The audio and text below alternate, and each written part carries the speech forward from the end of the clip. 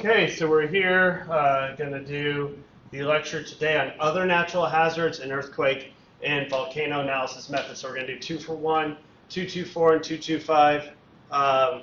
Straightforward information you'll be getting here. So let's look at other natural hazards. All right, so the big two that we've talked about are earthquakes and volcanoes, but there are other natural disasters sometimes caused by earthquakes or volcanoes that we need to go over as well. First, we're going to talk about tsunamis.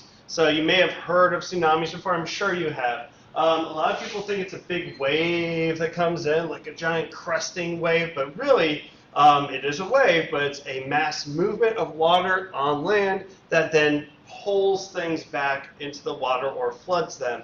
The water is super heavy. If you've ever carried more than a gallon of water, you know how heavy water is. And there are millions of gallons that just get poured on and get pushed into coastal areas and just totally wipe them out. In fact, the Indian Ocean tsunami of 2011 killed so many people, pretty much on the same level as the Haiti earthquake. So it's a series of fast-moving waves that send surges of water onto the land, caused mostly by underwater earthquakes. So the earthquakes will trigger the wave movement. Those waves will manifest into water because that's the medium that they're traveling through. The ground moves up and down quickly. It can also be caused by underwater volcanoes and landslides, as we saw with some of our volcano presentations. So the ground moves up and down quickly, and energy is transferred to the water. About 80% of tsunamis happen in the Pacific Ocean's Ring of Fire.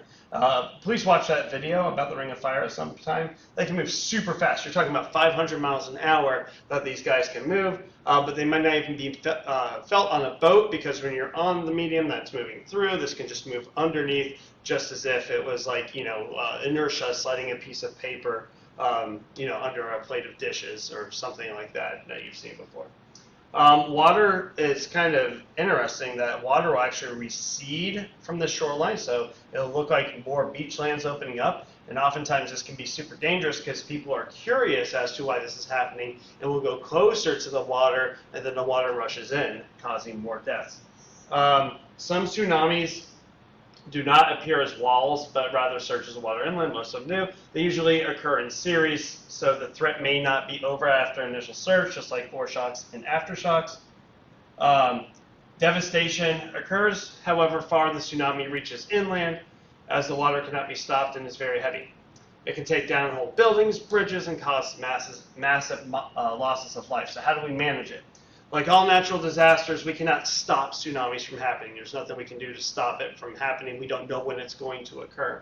They're actually part of Earth's natural recycling effort, because they regenerate land and churn up all kinds of sediment and stuff like that. But that does not mean we can't protect ourselves. They are easier to predict when they're going to hit land, not the initial earthquake, but the tsunami itself. We can have tsunami warning systems.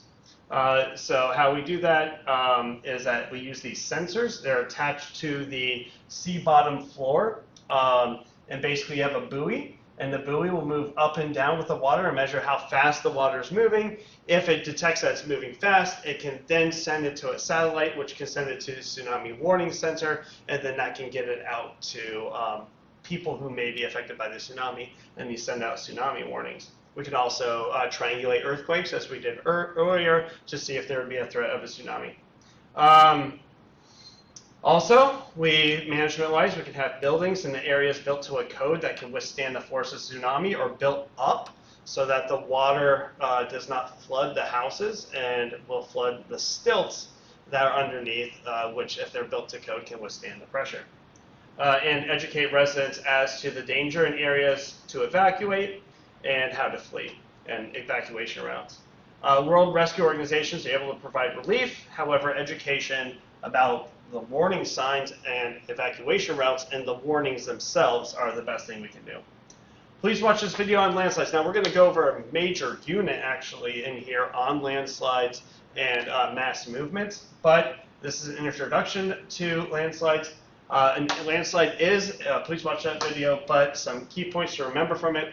Landslides are uncontrollable flow of water, rock, earth, and debris, or all three, caused by earthquakes, excessive rain, erosion, etc. The speed's determined by the material that is moving and the slope. The steeper the slope, the faster it's going to move, obviously.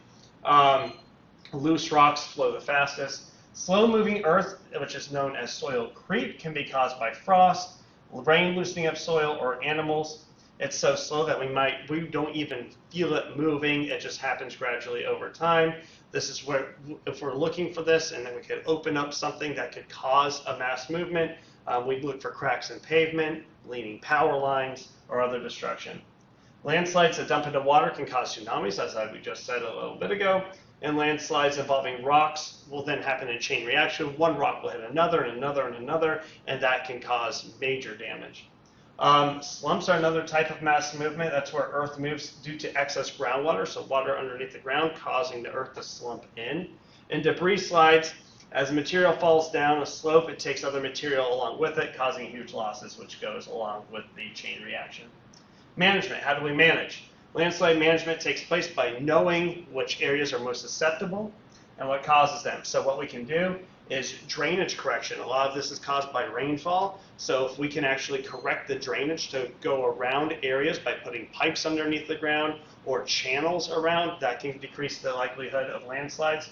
Proper land use measures, making sure that the land is stable.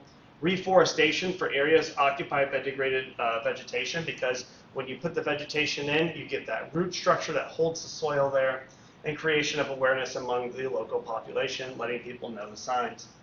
Ground deformation is one thing that we need to talk about. That's another thing. This happens actually at sites of volcanoes, and can let us know what's happening at the site. It can warn us of eruption, but also when this happens, when the ground deforms, basically if anything built on that could sink in, so that could be bad. Please click this link, go here, and we can look at the measuring methods to look at ground deformation. So that's kind of cool, so I'd like you to look at that. But I'm going to move on here. Volcanic ash. Again, the USGS website is a good treasure trove of information on there. So you will definitely want to look at that and the links on there. And there's a lot of case studies on there about volcanic ash, but basically this is just the ash that comes out of a volcano, and it can cause a lot of issues. But I'm going to trust you guys to go there and read that, and that could be on the exam. Lava. Again, lava is what comes out of the volcano, and it's called magma when it's inside.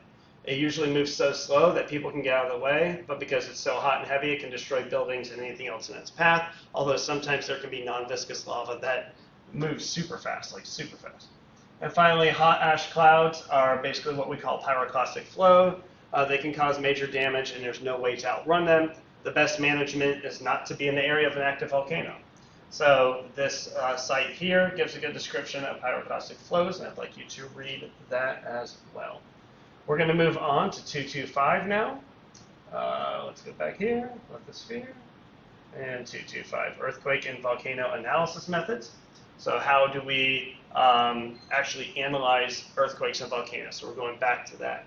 One thing we do is we look at, if you see in here an E, that stands for earthquake, a V stands for volcano.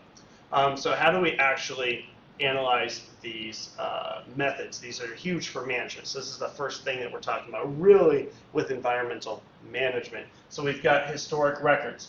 So this is basically obvious, and this goes right alongside frequency. Frequency is how often something happens. So we'll look back and see where places have happened, how often they've happened in terms of historic records and frequency to see if an area is more or less susceptible to earthquakes and volcanoes. Now, it's not perfect because we don't know the exact dates, and people tend to say, well, we're due for one, and that might be true because you might be due for a slippage in the crust or enough magma built up, but it's not a perfect science. It just says, hey guys, this is an area of active volcanoes. It happens usually once every 1,000 years, once every 100 years, once every 50 years, whatever it is. We need to monitor and be careful with it. So that's pretty much frequency and earthquakes. Seismic evidence for both of them. Both of them cause major shaking, so this is where we use the triangulation in a seismometer, seismograph, to measure where the epicenter of these things are. And if we can measure shaking, all right, so for earthquake, it helps us locate the epicenter. For volcanoes, measurement of shaking could mean if it starts to increase in frequency that that volcano is about to blow and we need to evacuate people off. All right, again, there's more information on there. Tilt meters are awesome. You can see the Wikipedia article here. I'm actually letting you use Wikipedia, yeah. But that's okay as long as we don't cite it. They get their information from other sources, which I have verified on this one. So anyway, this is a tilt meter. You can see it up here. And it's really cool. It measures the ground deformation and will send a signal back. So if you put these are exclusively for volcanoes. If a volcano is about to blow, it will start to deform on the sides like we talked about earlier. And so when that happens, this tilt meter will measure that change and send signals back, letting people know that volcano is about to erupt or it's getting close. These are quite possibly the best things that we have to measure and predict volcanoes. Chemical analysis also for volcanoes. Sulfur dioxide is expelled from volcanoes before they erupt. It starts to come out of the vents. If we measure air quality next to a volcano and we see sulfur dioxide increase, we know that volcano may be about to blow. Building design. Please watch this TED Talk. We have not watched it in class. It's on the disaster of engineering in Haiti. Building design is probably the best management tool we have for earthquakes. If a place is in an earthquake zone, building management, making sure you have the proper rebar, which is the structural support for a building, and making sure things are done to a certain code is imperative to preventing losses of life. And finally, rescue and aid. The rescue and aid is obviously strong in MEDCs that can afford to have strong rescue aid programs like the Red Cross, and LEDCs oftentimes have to rely on the MEDCs to do that. But this is the last step in management, of course, will be rescue and aid. And so that's the two sections for today, and thank you.